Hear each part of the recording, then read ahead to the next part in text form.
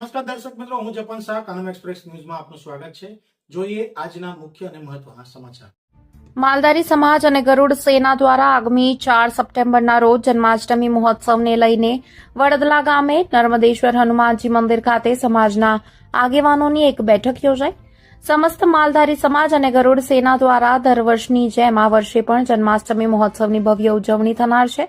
આગામી 4 સપ્ટેમ્બરના રોજ કૃષ્ણ જન્મોત્સવ જન્માષ્ટમી મહોત્સવની ઉજવણી કરવામાં આવશે, જેમાં તુલસીધામ રાધાકૃષ્ણ સોસાયટી ખાતે સાંજે 7 કલાકે ભગવાન શ્રી કૃષ્ણની ભવ્ય શોભાયાત્રા, બેન્ડ વાજા સાથે રાસ ગરબા સહિત હુડી રાસ ગરબા અને નૃત્ય સાથે ભવ્ય શોભાયાત્રા સાંજે 7 કલાકે તુલસીધામ રાધાકૃષ્ણ સોસાયટી પાસે સાધુ સંતોની ઉપસ્થિતિમાં આરતી પૂજન કર્યા બાદ શોભાયાત્રાનો પ્રારંભ કરાશે, જે શોભાયાત્રા સાંજે 11 કલાકે ઝાડેશ્વર બસ સ્ટેન્ડ ખાતે પહોંચશે, જ્યાં ભગવાન શ્રી કૃષ્ણ જન્મોત્સવની ભવ્ય ઉજવણી કરવામાં આવશે, જેમાં રાસ ગરબા, લાકડી રાસ સહિત મટકી ફોડ સહિતના વિવિધ કાર્યક્રમો યોજાશે. બરાબર 12ના ટકોરે ભગવાનને પાલને ઝુલાવી મહાઆરતી સહિતના વિવિધ કાર્યક્રમોનું આયોજન થશે.